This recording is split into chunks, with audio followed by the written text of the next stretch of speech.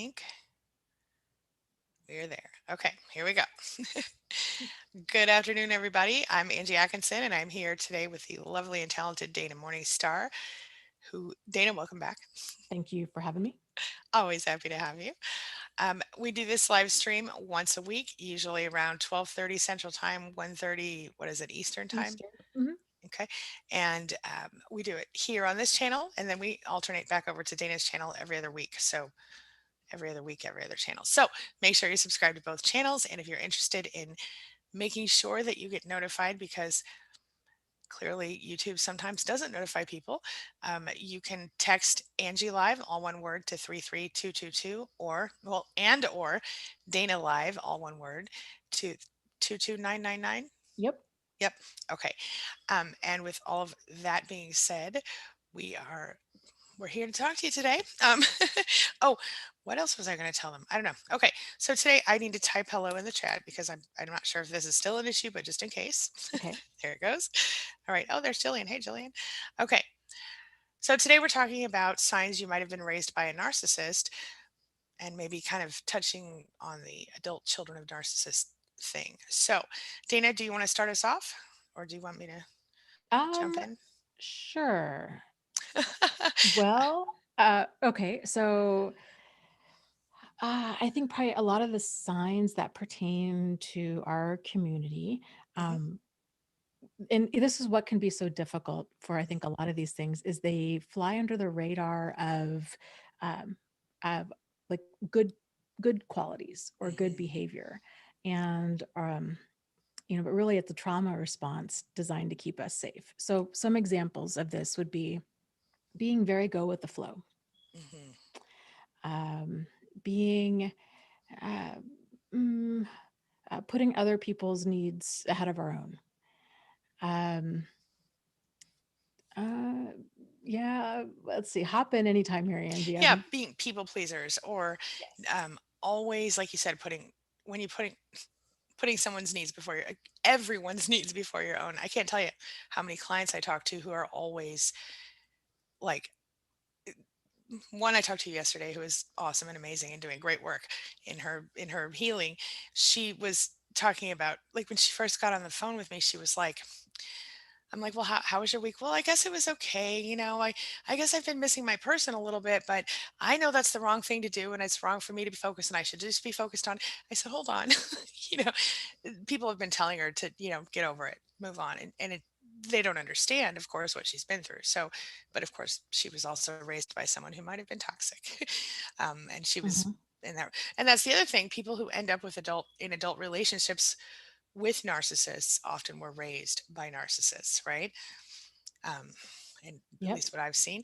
Um, Other things, like, sometimes when you make a mistake, you apologize too much, and then you apologize even when you don't make a mistake, or you might not know how to talk about yourself at all. Like, so if somebody asks you, like, oh, so what do you do for a living? Or, so, what do you like to do? Or what do you do outside of this or that, whatever?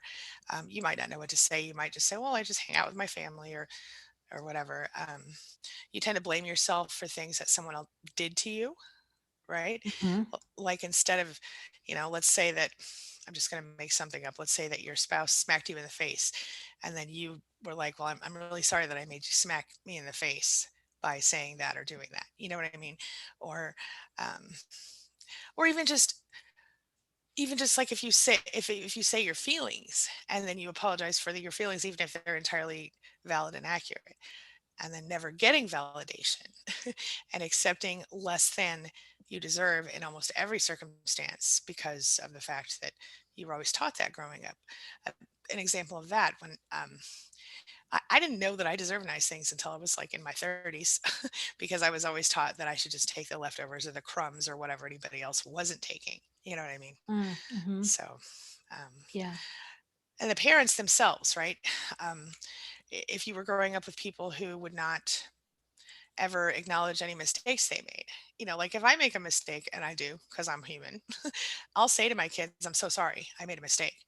You know, and other or not, if it's not something I did that affected them, I'll still admit to having made a mistake. And a lot of times narcissistic parents won't do that.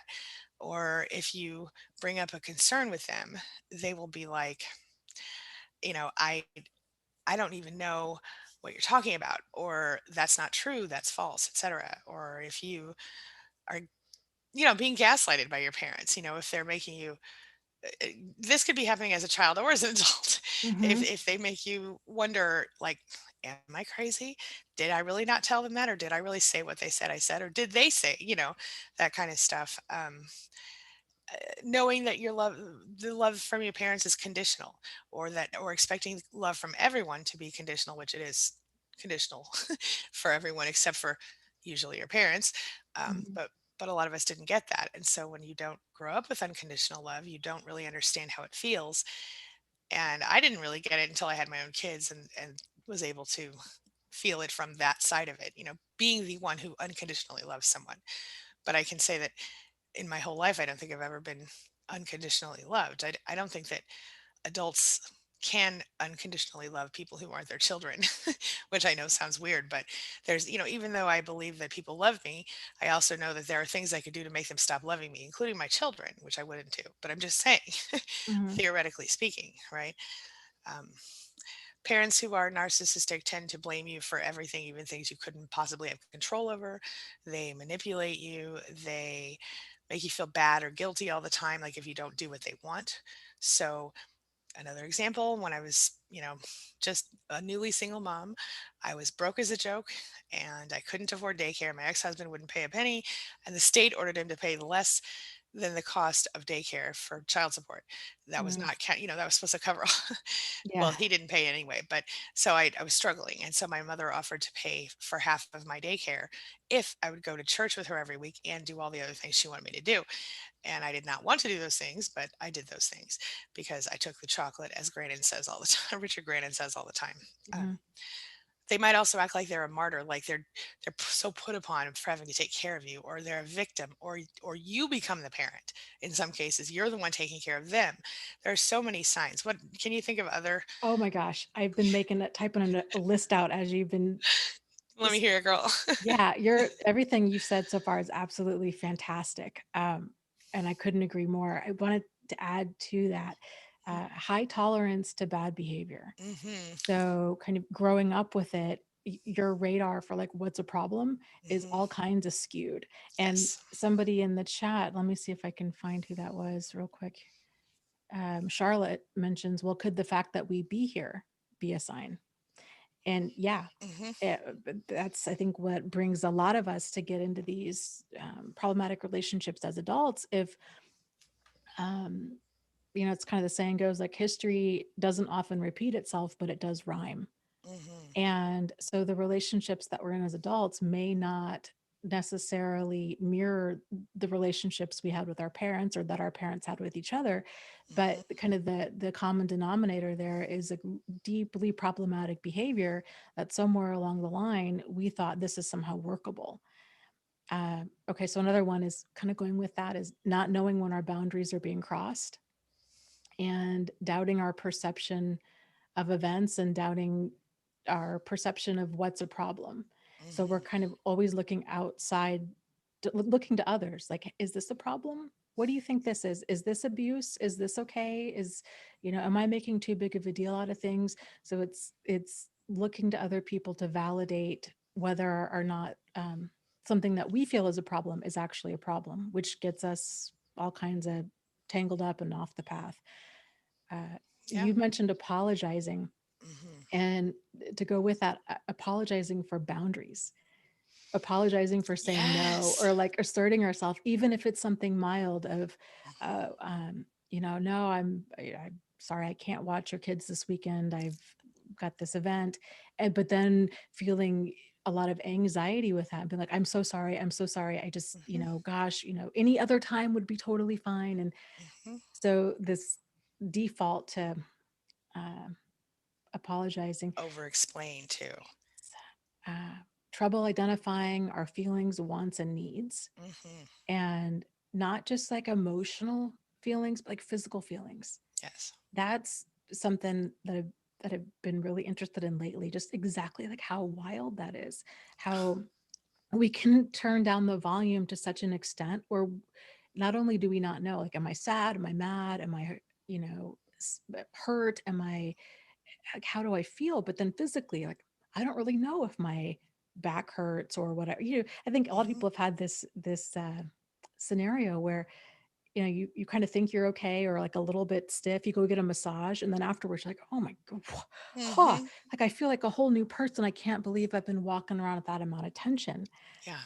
Um, I yeah, I call that going numb kind of. Even though you're not yeah, really numb, it's almost like you're not even there, right? Like dissociating almost. yeah, Yeah. yeah. It's really wild.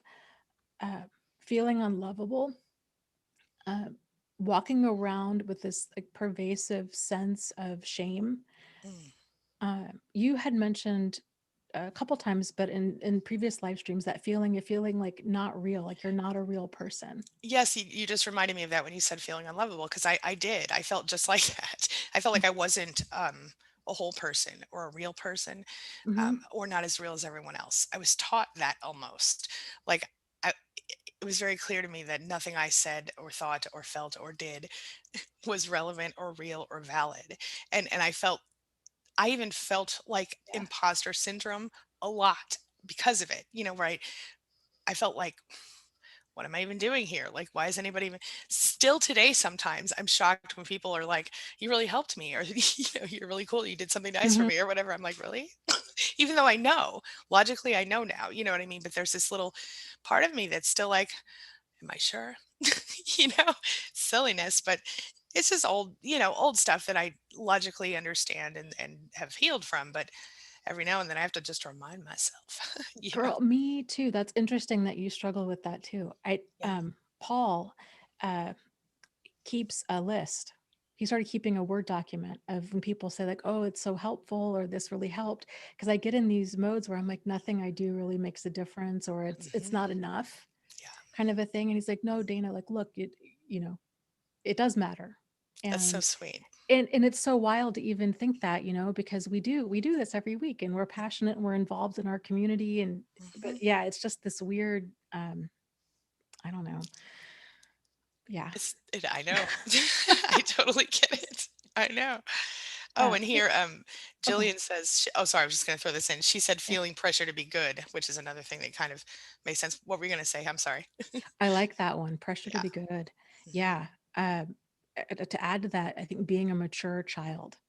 Oh, Uh, I yes. forget the author. I want to say Alice Walker, but I don't think Alice Miller. I always say Mm, Alice Walker. Alice Miller, her book, The Drama of the Gifted Child.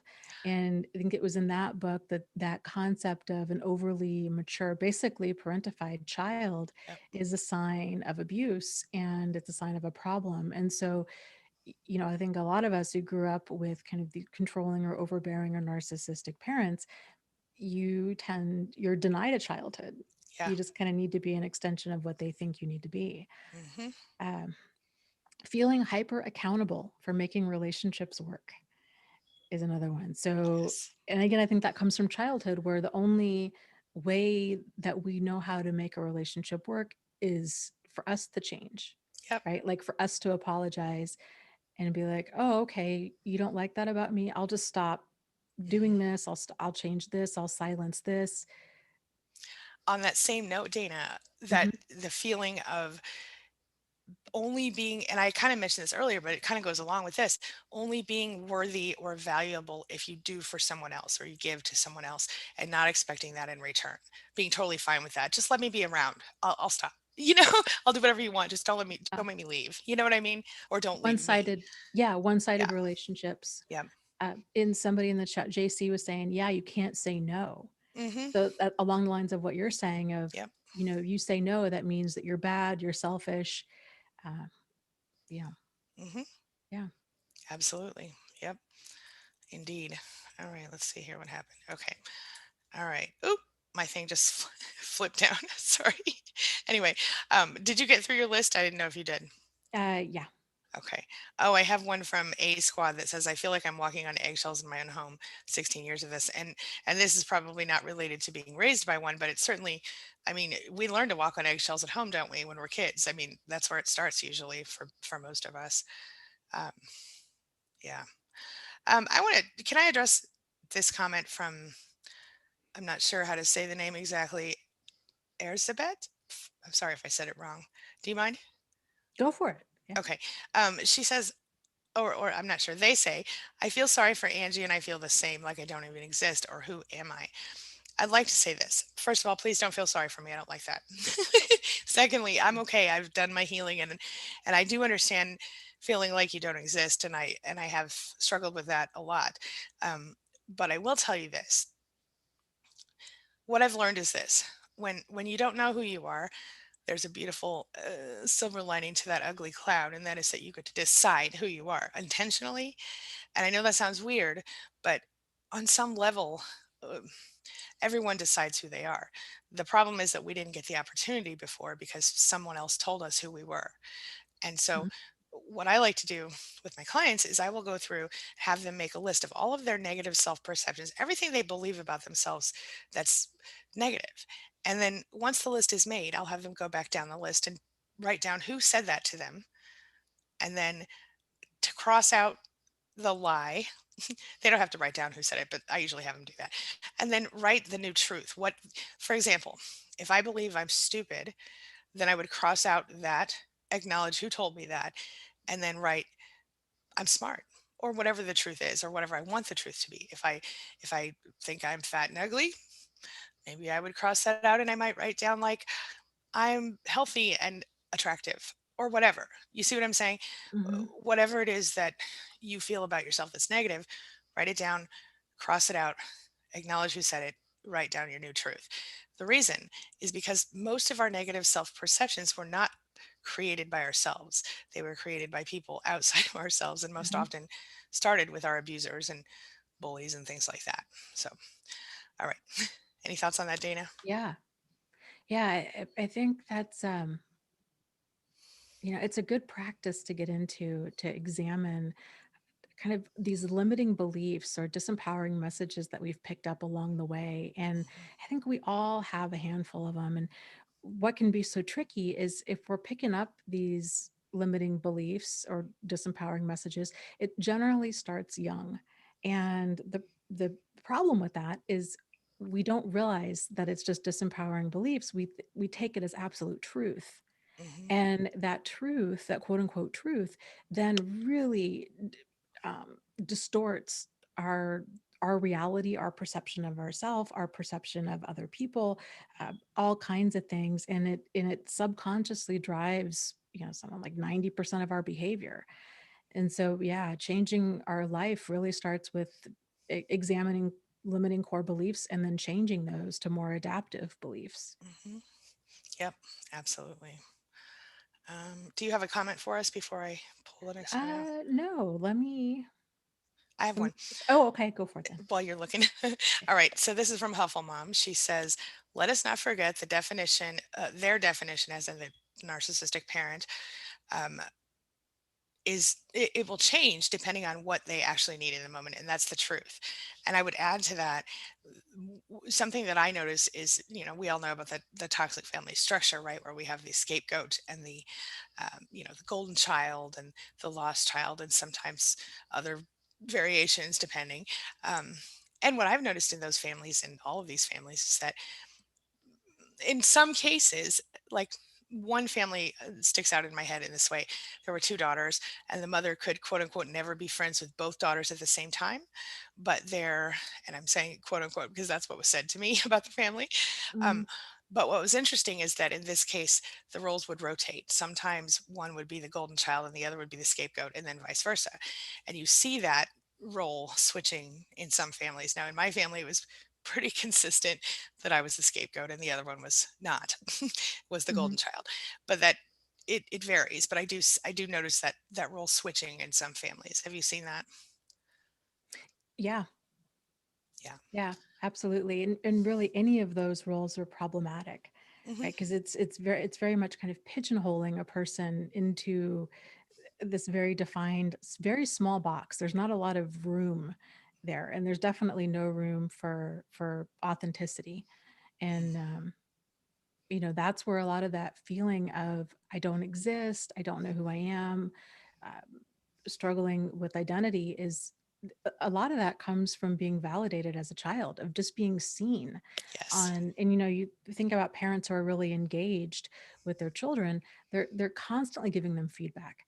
Oh, oh, you made this drawing. Oh, this is so clever. Look at how you the detail that you put in this, I don't know, this person's face or on the dog, or uh, oh, you're so gentle with the kitten.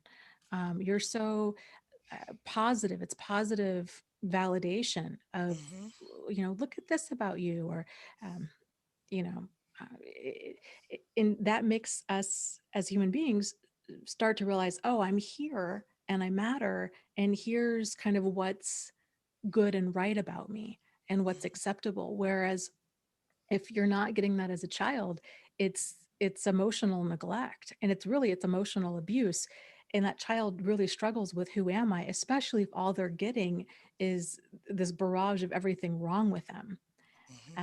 And again, if we take this on as truth as a child, which that's kind of the only way that children take things, if we don't realize as adults that that's where a lot of our pain is coming from, of, oh my gosh, I I took on my parents' behavior as truth. I thought it was something wrong with me. And then Hmm. hopefully down the road as an adult, we can make that shift and be like, oh my gosh, no, I was a kid. This was the reflection of what was going on with my parent. Yes. It, you know, Hmm. Yep. Yeah. And on that same note, something that happened to me, and I would be interested to know if it happened to you, Dana, and to anyone here in the chat, is when I started to finally see what was going on and what had happened again. I was in my 30s.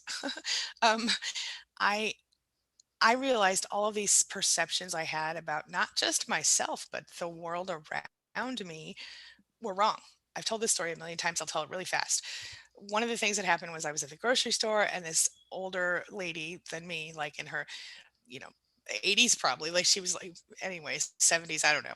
She said to me, um, she said, "Here's your change, honey."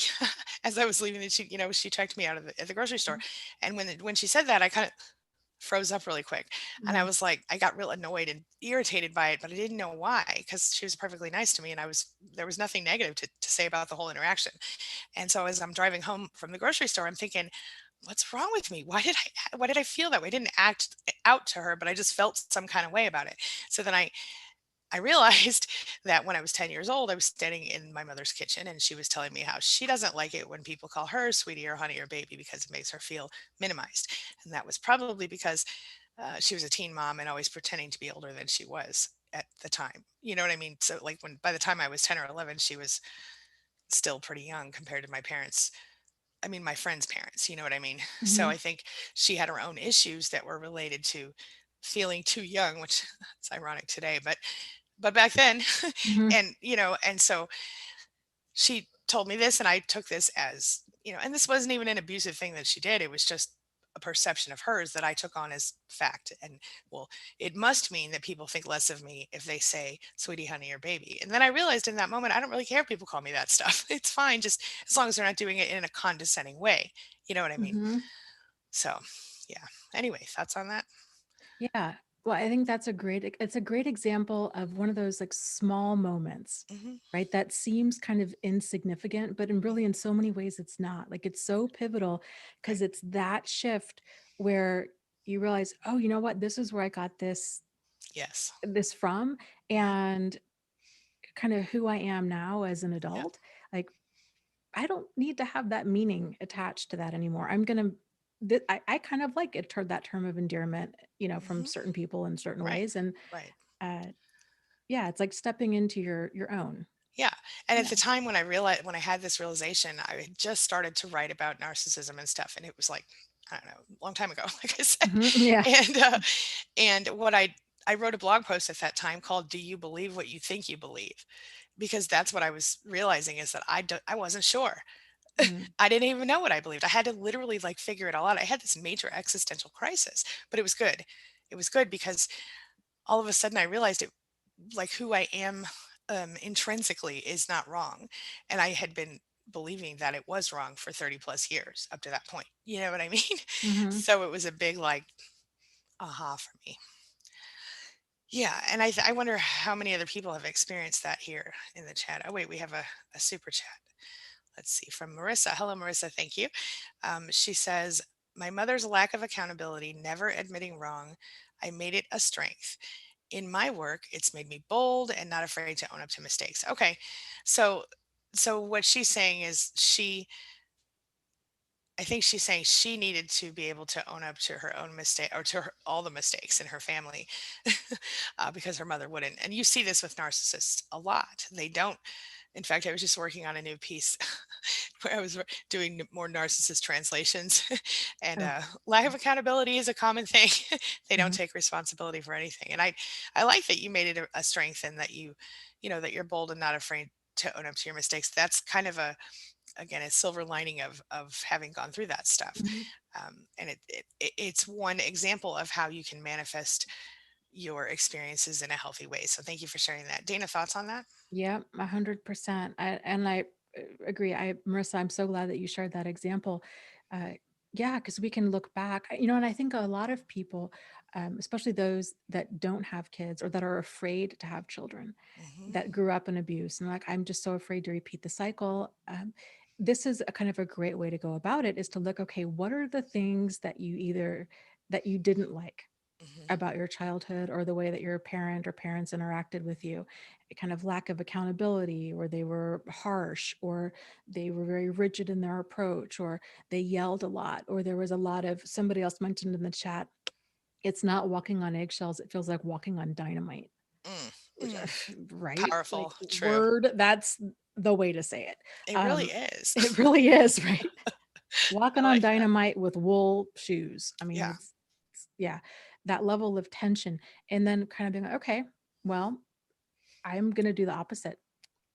And so if I had a parent that lacked compassion, being like, okay, you know what? I'm going to have compassion. Or if my parents didn't spend enough Mm, time with me, I'm going to make it a point to have, kind of date night with my kids, where we, I don't know, order pizza and watch a mhm. movie, and I just engage with them and get to know, like, how was their day and how are their friends. And That I can relate to that deeply. It's something I find myself doing, and I remember as a kid telling myself I didn't even know if I was going to have kids, but when I was a kid, I remember saying to myself more than once, "I never want my kids to feel about me the way I feel about her right now." A lot. She was pretty mean, and something that I do with my kids is if I'm like probably over validating sometimes because I'm always like, your feelings are important. I say this to them. If they I tell your feelings are valid, your feelings are important, your feelings matter, you're important. Tell me what you think and feel. Mhm. And and I remember one time my youngest said to me, "Mom, stop being so nice at me." And I was like, "What does that even mean?" She was little at the time, Mhm. but it's you know, and I see them a little bit taking some of that for granted, and I'm not mad about it because I'm like, well, that's what kids are supposed to do. They're supposed to take their Mhm. parents' love for granted. So, but I do. You're absolutely right. I definitely have done that myself with literally almost everything gone the other direction. Mostly, I mean, there are certain core values that are the same, I guess, or I don't know if core values is the right way to say it, but certain basic desires that we all have for our kids. You know what I mean? Of course, I would like them to get a good education and do all these things, but I don't feel like I feel like I'm probably too laid back about certain things, too um and I wouldn't say permissive, but like if you want to color your hair purple or shave your head, go ahead. It's just hair, Mhm. I mean little things like that. So it is what it is. All right. Yeah. Anyway, I saw something from here it goes. Um, Charlotte said the vast majority of narcissistic abuse occurs within the family on the children. And I would say that kind of depends on the situation because I have definitely seen that in my own growing up situation. But then I've also seen it in other situations where the the person who's being abused, the parent who is the enabler or the I don't know what the best the codependent part, the us part of the relationship, I'll just put it like the Mhm. non-abuser is the parent who will jump in front of the bus, so to speak, throw themselves under the bus to save the kids. And so if they catch the one parent, going off on a kid or starting a big fight or whatever parents do to children, the other one, the one who's not the abuser, will often jump in, whether that means starting a fight or just trying to defend the kid, knowing that a fight's coming, but just doing anything they can to sort of push away the abuser from the kids. And I've seen that a lot. Have you seen that, Dana, with any people? Hmm. Yeah, and that just depends, I think, on the type of person, because I know in my case there was none of that. When growing up, there was mostly none of that. I was bandaged up a few times, but mostly it was, you know, one time I remember saying, you know, being talked to like, oh, your mom just gets like this sometimes, and I remember I was a teenager and I said she was a bitch. Mm-hmm. So stupid. I got smacked in the face, literally, really hard. I thought, Mm. okay, I see you now. Anyway, Yeah. okay, I've learned her name's Elizabeth now, but Elizabeth says, I still feel hyper accountable or responsible for everything. And there's no time left for me and my stuff. That is another sign, right? The no time left for you and your stuff. Did you, I've experienced that. Even, after moving out of my mother's house, I spent a long time being like, well, I have to do this and this and this and this and this and gosh, now it's like midnight. I only have time to sleep, you know, and especially when I was a new mom. Um, but that's something I'm totally over now. I mostly am on my own schedule today, thank goodness. But it took a long time to get there. What were you going to say, Dana? I didn't mean to Oh, no, keep you I was talking. gonna see if you could elaborate on that because I Sure. wasn't 100% sure what that meant, but that you did. Oh, perfect. Yeah. Okay. Yeah. Good. Good. Okay. Do you have another comment for us? Yeah, I do. This is from Okay. Steph in the city, who says, "Why do so many therapists try and treat families when it becomes obvious that one or both parents are narcissists?" I have some thoughts. Do you want me to say them? Go for it. Okay. I think there are some therapists today who, and if I'm going to be honest with you, thanks to people like Dana and myself and some of the other early narcissistic abuse recovery creators, are now aware. Um, I think there are more and more therapists becoming aware thanks to work we started and other people have helped to spread the word and everything else. With that being said, I know that a lot of them are still not educated about it, and that's partially because of the fact that they don't or they didn't used to. I don't know if they're doing it now. They didn't teach it in the psychology and schools and et cetera, according to several people I've spoken to on this topic who have attended said schools, and have their degrees and so on.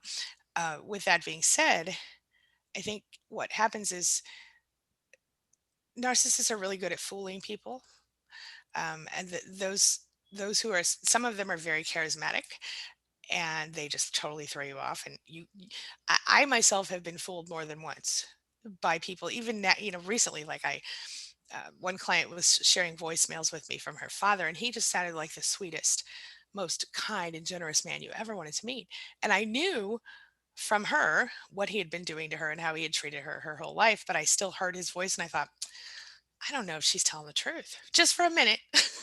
Mm-hmm. I knew better, but I mean, just for that split second, I was like, wow, he sounded so genuine and sweet. And this is the thing is that, you know, a narcissist will sit there and very kindly, sweetly tell all kinds of lies about you. And then you better agree with them or you're crazy. Or you'll have a covert type who maybe isn't as charismatic, but just hates themselves and poor them, or they're just all cerebral, so they just don't, the point is I think they miss it because they don't understand it. I think if there is a psychologist or a counselor who is aware of a narcissist, and I mean, what are they supposed to do? Are they, if the mother or the father, whoever is the non-narcissist, doesn't leave and doesn't, isn't willing to do that, then all they can do is teach them how to cope. But I think it's rare that they're actually seen, if that makes sense. What are your thoughts, Dana? Mm-hmm. Yeah, I think generally the goal, yeah, it's going to depend. It's going to depend on why the family is seeking counseling. Hmm. Um, a lot of times what happens is families will seek counseling because of issues with the kids. And Yes. it's sort of like, I need you to fix my kid, Hmm. right? And then you kind of start getting, generally, if there's issues with the kids, there's issues with that family system. And and again, we all know it's very difficult for any one of us to see our own issues clearly. And so that's kind of the benefit and the challenge with family systems is can see the ripple effect of issues onto other members of a family. So it can take a little while for a therapist to untangle kind of what's going on. And um, the goal with therapy in general, it's to have the needle, it's to move the needle. So it's real, and you're going for changes and you're trying to kind of assess, is this, who is motivated to change, what kind of insight do people have? But like Angie's saying, if you get somebody in there that's incredibly charming, or uh, kind of says all the right things, or is really painting themselves to be the victim, it can take some time and it's challenging. A good therapist at a minimum, if there's abuse that's going on in therapy, whether it's family therapy or couples therapy, they're going to put a stop to that. Mhm. So, um, and then kind of work on either the parents, or kind of encourage some like individual counseling, or um, kind of changing that dynamic. But it's a process to get people to acknowledge, to get people out of denial, to Mhm. get people into um, motivated to actually want to do the work of changing. Just going to therapy isn't doing the work of changing. That's right. It's showing up, Mhm. it's showing an interest in change, but doing the work is everything that happens outside of therapy. Yep. um, so it's a challenge. But yeah, I mean, if you've got somebody in that family system where there's like untreated mental illness, or uh, addiction, or um, kind of untreated extreme personality disorder kind of stuff going on, like that really adds a huge added layer to it. Yes. Yeah. 100%.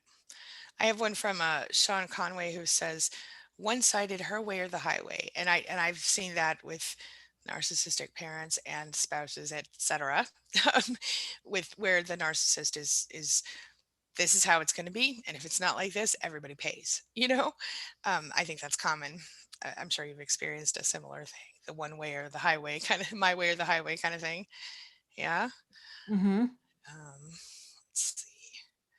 Now, Huffle says, I have a list of on my tablet of compliments that people have given me. Most of them, unsurprisingly, came from Jack Lehman. And I think that is a really good practice for any survivor to use. Like you were saying that Paul keeps one for you on a Word document. I think it's a really good idea. And I've had my clients do similar things, keeping a list of compliments or positives they hear from other people. Um, Mostly, I just have to look at my YouTube comments. It helps me a lot.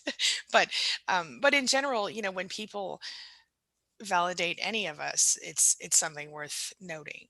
When we've been through what we Mm-hmm. have, especially if we do struggle with self-esteem, or with feeling like we're worthy, or like in our case, what we're doing matters or not. I have my Mm-hmm. moments where I'm not sure it does, but then Mm-hmm. I just remember, okay, I'm doing something. So it helps. Yeah. There's a thing you know I don't do it with any degree of regularity, Mhm. although it would probably benefit me if I did. But years ago, I mean, 10, 15 years ago, I was really struggling with seeing progress.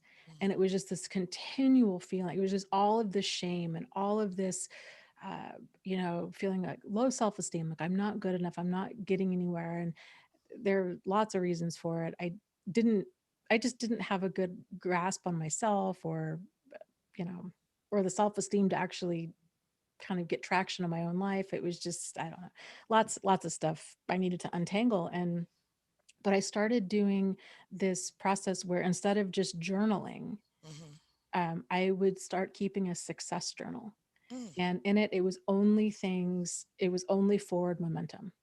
Okay. And so it was really, really helpful because it helped me to see, like, oh, no, okay, yeah, I don't know, I signed up for classes, or um, cleaned my room. And it was kind of everything that I was doing that was kind of good and right and forward momentum wise. And so when I would start feeling low of I'm not doing enough or I'm behind, I had that chronic feeling for a very long time. Mm. Um, and I would just go pick up that journal and it just I love helped so it. much of like, okay, no, I am actually moving in a, in a direction that I want to be heading. That's awesome. Yeah, So I love that yeah, idea.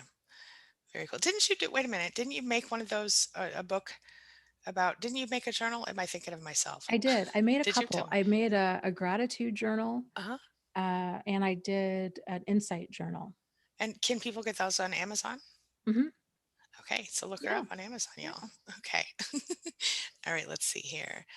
Did you did Tell we me. read this question? This is from Kirsty I'm not sure. What is it? about is it possible to take on someone's feelings of worthlessness as my own? Ooh, no, I don't think we did, but I like that Okay, question. yeah. I think that it's totally possible if you're saying, someone else acting like they're worthless and therefore you acting like you're worthless. But I also think what is also possible is someone treating you like you're worthless and feeling that you're worthless, and then you assume that you're worthless. I can relate to that both ways. What are your thoughts? Yeah. Yeah, I would I agree. I kind of wonder what like the fuller context is if Yeah, me too. there's yeah, if the other person um yeah, Hmm. Yes. yeah. All right. We'll see if she pops that in the chat for us. Um, I have one from Kat that says, it's interesting to find others having the same difficulty saying no for fear of losing the love. And I think that's a very common issue is because, like we talked about, being a people pleaser and always bending over backward for literally everyone except ourselves. And I think that's exactly what that's the fear of abandonment, right? That Mhm. we're afraid that they will leave us or not love us anymore if we don't do and do and do for them, and do whatever they want and accept nothing in return, or less than nothing, Yep. abuse in return. Yeah.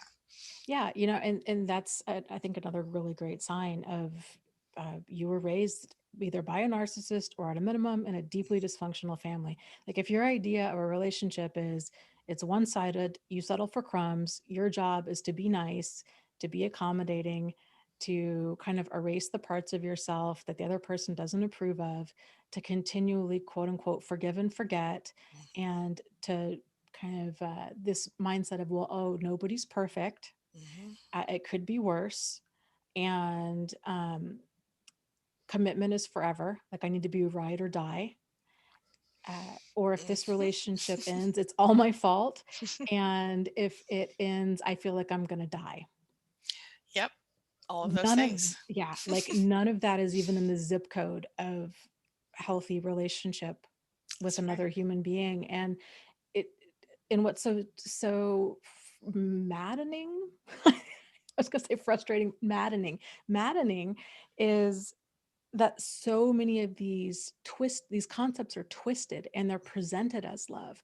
So even if as your people are getting older, you're kind of thinking like this, something's off here, like something's weird, like I don't know, this, you know, you're starting to date and things are a little wonky, but you go listen to music or you're watching movies and you're like, I don't, and all of this deep dysfunction is presented as love. It's this idea of, oh, well, if you can't handle me at my worst, you don't deserve my best, right? Or love conquers all. Right. Oh yeah.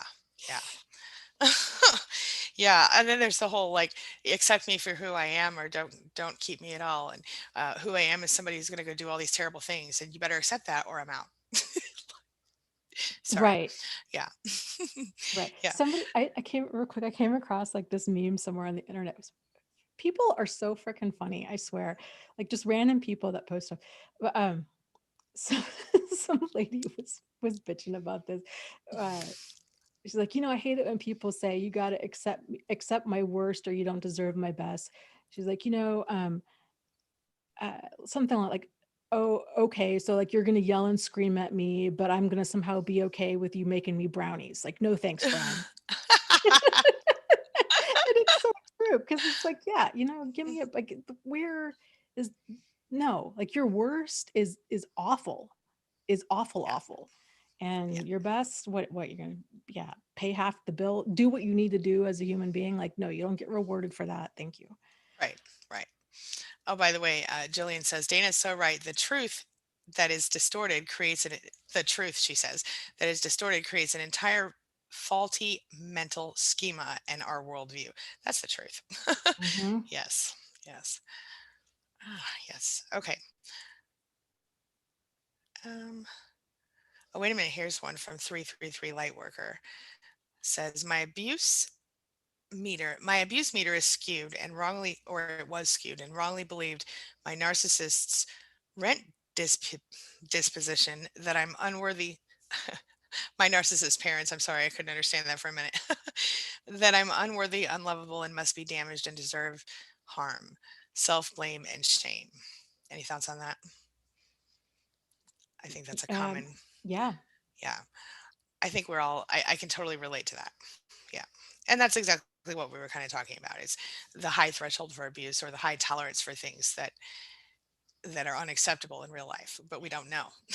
yep. Right? And And, that's what these relationships can oh, can be so dangerous. They can get so dangerous so quickly because when the outrageous, dangerous behavior starts becoming normal, and then it's sort of like, well, that's just how we fight, or mhm, this is just how couples in general fight. And it's extreme. Like, people are pulling knives, they're threatening, they're making death threats, they're becoming physically aggressive, they're throwing things in the general direction of the other person. mhm, Or they're just unleashing this emotional verbal tirade onto them. And for people that are not in this relationship, kind of outside looking in, it's this growing horror of, oh my God, this is outrageous, this is extreme, you've got to get out of this. But then if they're not ready to leave, then and they don't want to, that they don't want to leave, then they mhm, stop telling other people about what's going on, because that's where that shame and embarrassment comes into play of, oh, you just, other people don't understand. um, and then all of it just keeps picking up speed until it gets worse and worse and worse. mhm. Absolutely. Yeah. Yep. And ironically, uh, or maybe seemingly ironically, it getting dumped by a narcissist is often one of the best things that could happen to a person, because for those of us that are on the receiving end, uh, that are very highly tolerant of being mistreated, it takes an Mhm, extreme amount of awfulness in order to get that person to leave. And so I know, if you've been dumped by, if you know, a narcissist or an abusive person, I guess just kind of please know that oftentimes that's probably the best outcome possible. Because if we're waiting until we suffer enough to where we leave, mhm. we've probably waited a very, very, very long time. Yeah, that's right. Yeah. Could not agree more. I have a I had a comment. Oh, we need to congratulate Ellen, by the way. Ellen said it took her a year of trying to leave and she finally did it. She's out. He's shocked and giving her the silent treatment. Congratulations. I know it's hard, but it's so worth it. I know you probably already feel that just a little bit because the silent treatment is secretly a Yeah. kind of a break. But Mhm. yeah, congratulations. I know it's hard. Yeah. Yeah. Okay. Awesome. Yeah. Congrats. Yeah. Okay, I have one from Iron Arm. Um, unless you have one. Here's one from Sunny Day, who says, I Okay. learned the hard way to not let narcissistic grandparents near your children. Oh, girl, yes. Yes. I have a similar experience, unfortunately. My mother was close to my oldest for the first 9 years of his life or so, but not barely knows my younger two. Has never spent really any time with my youngest, and has spent probably a total of 3 or 4 hours with my middle son. So, like in her life. No, that's not true. Probably 3 or 4 days total. Um, in his life, he's 17 now, so they don't know her, and she doesn't know them, and that's what it is. It's okay because it turns out it's healthier that way. So, you know, Yeah. yeah. Well, and that's the thing, that it's kind of letting go of that. that hope or that fantasy of, oh, I want my children to know their grandparents, or Mm, um, I want them to have a relationship. And then you kind of start getting into the reality of it of, wow, this person has no concept of appropriate boundaries, right. and they have no filter, and their behavior is just, it's really damaging. And Hmm. I can't, like, I can't have my kid around this, Yeah. you know? I really thought in my case that if I just, and I did, I threatened my Mm, person that I was raised by. And I said, you know, this is before I went no contact. And I said, you know, if you ever do anything to this child like you did to me, I will, I will tell the police, and I will this and that, and the other thing. And the kid was blah, blah, blah to me from very early, told me every single thing. So it was okay. But it's still, there were still little digs and little things. And then I heard there was a spanking at one point. I kind of lost it a little bit because no, thank you. We don't do that at my house. You know what I mean? There mhm. are other ways. And yeah. So yeah, get that. Any other thoughts on that one, Dana? On Um, the, I mean, on the grandparents thing, or did we already Yeah, talk? well, I think it's reasonable and appropriate to have boundaries and to be Yes. like, you know what, this is what we do and this is what we don't do in our house. And Hmm. kind of, I'm the parent here. And if, other people can't respect the way that you're going to raise your kids, then, it's going to impact the relationship that your kids have with them. Like, that's how that goes. But again, explaining to somebody who that doesn't have that level of emotional maturity, or who's just very difficult and disagreeable and egocentric and all of that, it's just screaming into the wind because Hmm. Yep. they just feel entitled to behave however they want to behave, and that everybody else just needs to be okay with it, and that there shouldn't be consequences. Right. So, And yeah, and that's most narcissistic parents, in my experience anyway, will not tolerate boundaries at all, even when it comes to you being a grown ass adult with your own children. yep. So, yeah. Yeah. I have this one from Iron Arm who says, my ex covert narcissist has one child out of three that speaks to him. He is always catering to that one. She's in her late 20s, and on Christmas, she gives him a huge shopping list of all the things she wants, and he gets it. So in this case, it sounds like he is, you know, buying love, Mhm. and probably that's the golden child, I'm guessing, and the other two don't speak to him for a very good reason. Thoughts, Dana? Yeah. Yep. Yeah. That's kind of how that tends to go. Yep. Uh, do you have any Mm-mm, more you go want ahead. to say? This is from Jennifer, who says, I left my ex-husband and we share a child. He wanted to reconcile, and now he's in a hospital bed with a knee surgery and texting other women he cheated on me with. It never changes. That kind of stuff is so common. Well, with, I love you, I want to try to make it work, blah blah blah, and then next thing you know, they're they're off running around again. If they're cheating, it's Hmm. just they try to get better at hiding it, or sometimes sometimes they get to the point they don't even really hide it that well, because they know that all they need to do is say enough of the right things, and that will continue to take them back. This also goes back to that level of being highly tolerant of problematic behavior, that kind of stuff. Yes. I remember this was way back when a girl I knew, a woman I knew, was married and was very much in love with her husband, but he just was such a womanizer. And Hmm. he was on his phone texting other women while she was in labor with their first child. And I just thought, and of course, in her mind, she was upset at these other women because of course, had created a story. I don't know where these women got my phone number from. Like, they just throw themselves at me, and Right. it's not my fault. And it's like, but why you texting back? Exactly. Right? Like, how, Yeah. none of this makes sense, right? But she was in denial. She wanted to believe what she wanted to believe.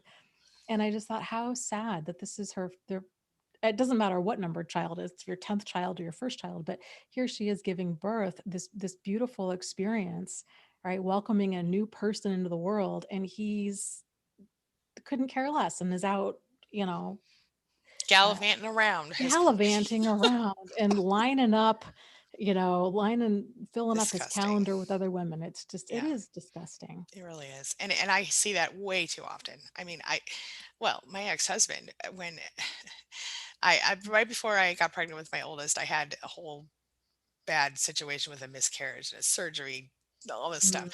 And my ex-husband, while I was in the emergency room, I didn't even know I was pregnant. Let me be to be fair, Oh, but I wow. was in the emergency room, bleeding, bleeding, bleeding for a long Mhm. time after having laid on the couch and bleeding all day. But anyway, and the doctor was like, "Oh, well, you're pregnant," and then like 20 minutes later, "Oh, you're having a miscarriage." Well, that was really devastating. But anyway, then like while I'm in there, my ex-husband leaves the emergency room and goes to the bar across the street and drinks.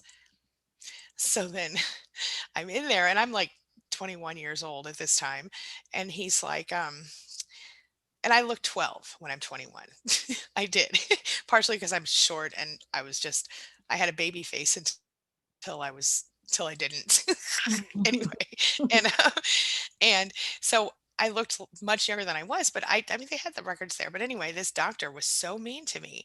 And he was like putting a catheter in. I was like, it really hurts. And he goes, maybe you shouldn't be playing big girl games. Right. I should have reported him anyway. But so he didn't stop hurting me. But I didn't have anybody there with me. And because my ex-husband was over there drinking at a bar, not that he probably would have stood up for me anyway, but yeah, so I get it. um, yeah. Oh, Jen Archer says, deflection was one of my mother's favorite tools. And I think that's a common narcissistic Mhm. mother tool for sure. Hi, Jen. I haven't seen you in a while. And then, sorry, do you have a comment for us? Because I'm just like, Sure. Well, yeah. here's one from Dolores who says, "Do they ever come to the end of themselves?" And I'm thinking that she means kind of, do they ever have like self-realization? Okay. In my experience, the only time I've seen it has been when the narcissist was on, was somehow mentally intoxicated or otherwise altered. And what I mean is, I've seen it where a drunk person or a person on drugs might say, okay, you know what, it's true. I'm a horrible person. I'm really mean to you. I don't deserve you, etc.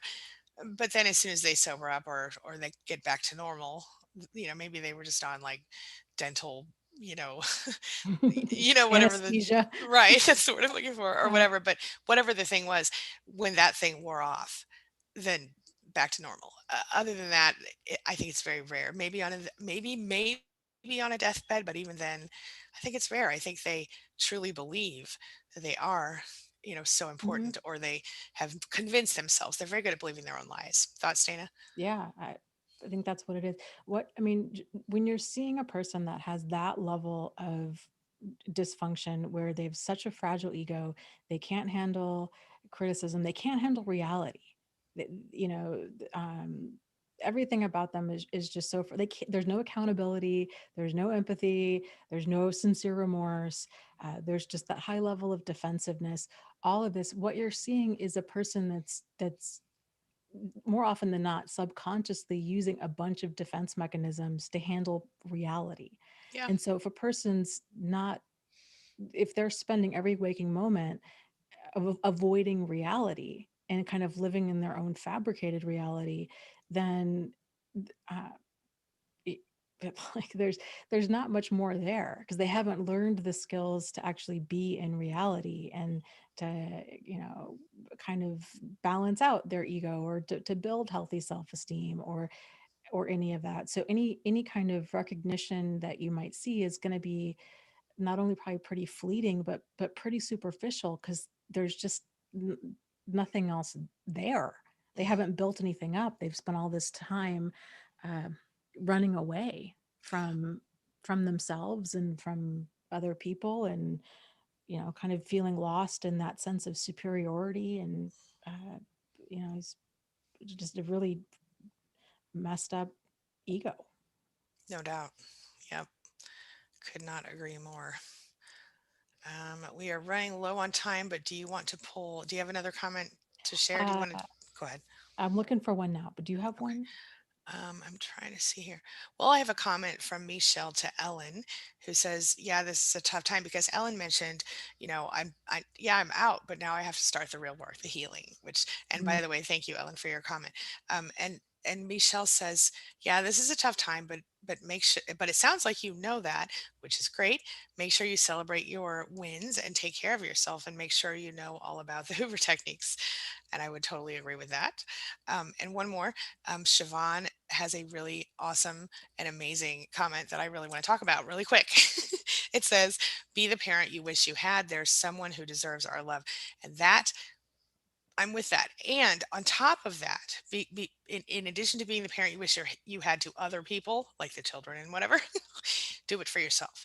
That's my favorite thing because that's something it was hard for me to get my head around until I did some little exercises to work through the understanding of what that was. But that whole inner child thing, there's something to it. And there's just a powerful thing you can do for yourself. You know, they call it reparenting or whatever. But what it looks like for me is recognizing that that little girl that I used to be, she didn't get the proper nurturing and nobody took care of her the way she should have been taken care of. But now, like, I'm not gonna cry or anything. Shut up, Mhm. you're crying. Okay, hold on. I'm not But crying, you now, are. right?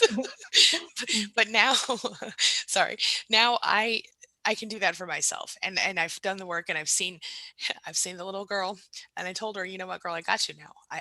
I'll take care of you. Don't worry. You know, and that sounds really stupid to people who don't get it, but it was a powerful moving. I'm like seriously about to cry just talking about it. It was a Mhm. very powerful exercise. So something to think about.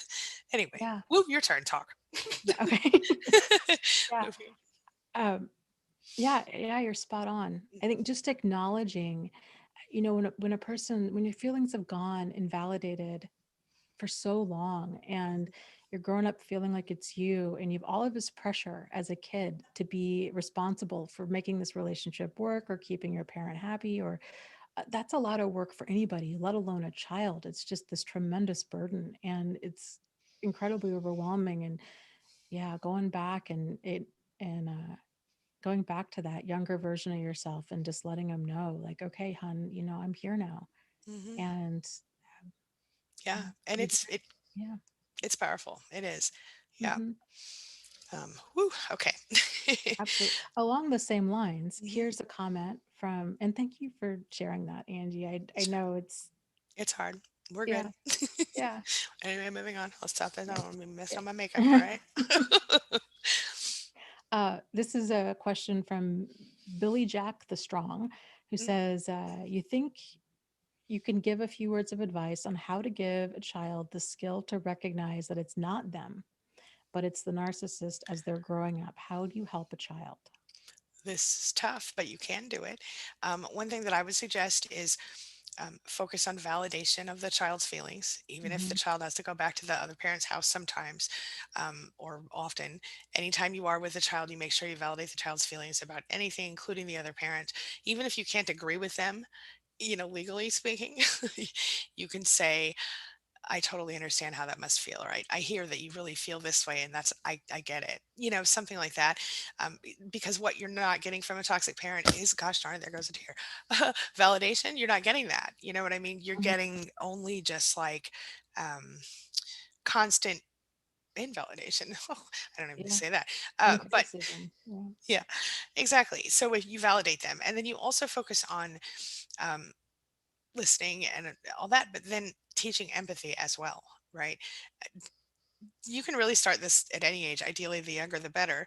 But just ask them, how do you think it makes, you know, the cat feel when you step on its paw? Or how do you think it made that person on TV feel when, you know, their parent died or when, you know, they got whatever it is, you know, ask them to describe other people's feelings for you, including your own if you need to, or say to them, well, how did you feel when that happened? And get them to identify their own feelings and then show empathy for their feelings. Because what you're doing is you're teaching them to not be a narcissist.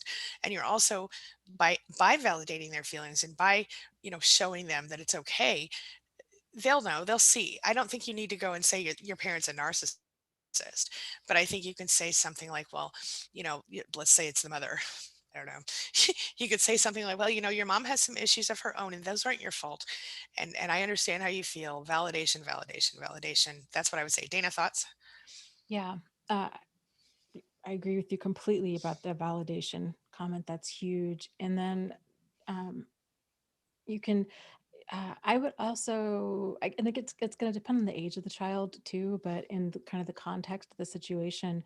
But let's say, like, if you see a child's internalizing things, right? So, like, their parent is being saying horrible things to them. Oh, you're stupid, you're lazy, you're no good. I wish I never had you. Blah blah blah. And that child is, you're hearing things that that child's saying that you're like, okay, this has got to be where that's coming from. Um, they're hearing some sort of abuse. They're hearing they're being abused at home, emotional or verbal abuse. Uh, Talking to the child and letting them know that kind of giving more context, like sometimes people say really hurtful things, and when people say hurtful things, um, we can make the choice, kind of like we all have two buckets that we carry around, and those mean hurtful things can oftentimes will go in that bucket of hurt feelings, and it's normal and understandable that you'd have your feelings hurt by that, because that's some really hurtful things that that person's saying. It's not okay, and it's not right, and it's not fair, and I'm sorry that you had to hear this, Yeah. but it's not a reflection of who you are. Like, try to not let that, um, and again, this is going to be like in an age appropriate context here, right? But it doesn't need to spill over into our self-worth. That's And right. so if the child's old enough to understand that, this person was saying a bunch of really hateful, hurtful things, that that's a reflection of that person. It's not a reflection of the person they're dumping on. Yeah. Yep. Kind of happy, healthy, well-adjusted people don't run around destroying others. Mm, absolutely. Yeah. And that it's so, it's one thing, we all get frustrated and angry, but it's never okay to then just to say hateful, hurtful things to somebody else, That's right. Yep. and that you were on the receiving end of it, and again, not right, not fair.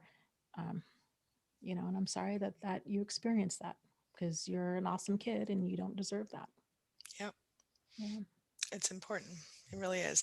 And you can do I'll tell you something. I think the only reason I didn't completely lose it growing up is I had certain people in my life who kind of did that sort of thing. They kind of validated me or gave me, not most of them didn't even fully understand what I was going through. A couple of Yeah. them did, but it was just people who said nice things, or like a Girl Scout leader in particular in my head. I'm still friends with her on Facebook today, um, and she was just also one of my friend's mother. It kind of worked out that way. Mhm. The same person, but she was very she was good to me in ways that I can't even, like, she really helped me. She made me think I was okay as a person, and I always felt like I always felt like she was just being nice to me because she was a nice person, but it was enough.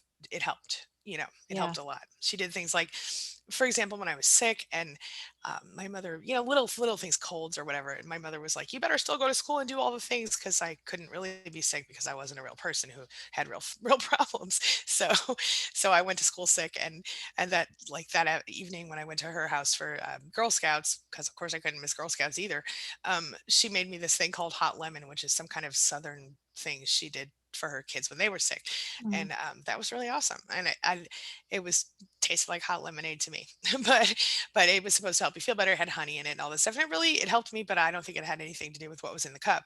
It was just because she was sweet to me and kind to me and cared about Yeah. that. And So that really does go far. yeah, Because the kid realizes, hey, you know what? I matter. yep. You know? Yeah. Yes, indeed. Woo, this one's tough today. Okay. Uh, yeah. So, um, do you have any other questions you want to take today? I'm just gonna use this as a fan really Okay. quick. Any other questions that you want to pull out, or are we? Uh, I know we're a let little out of time. Um, Yeah. I think that's all I'm seeing right now. Do you want me to kind of wrap things up? that'd be great. Okay. Okay. Thank you. Oh, sure, sure. Okay. Well, thank you everybody for being here. Again, this is a live stream that Angie and I do. We try to do every Tuesday afternoon, 12:30 Central Time and 1:30 p.m. Eastern Standard Time. If you would like to be notified when we go live, you can subscribe to both of our channels. You can also join our text alerts. So Angie's text alert, you can text Angie Live, all one word, to the number 33222, or Dana Live, all one word, to the number 22999. And if you have a question, comment, concern, frustration, topic idea, you name it, you can email it to us at livestreamtuesdays@gmail.com. And just let us know if you want us to read a certain name on the air. So with that said, I guess we'll see you next week. And yeah, thank you. Thanks, This is a Dana. good conversation, and Yeah, I appreciate everything that you shared. I think, right, a lot of people in our community really benefited I hope so. from that. Gosh darn it. Yeah. Okay. Thanks, everybody. And thank you, Dana. I appreciate you. And we'll see you all next week over on Dana's channel. Okay. Thanks, Okay. Dana. Take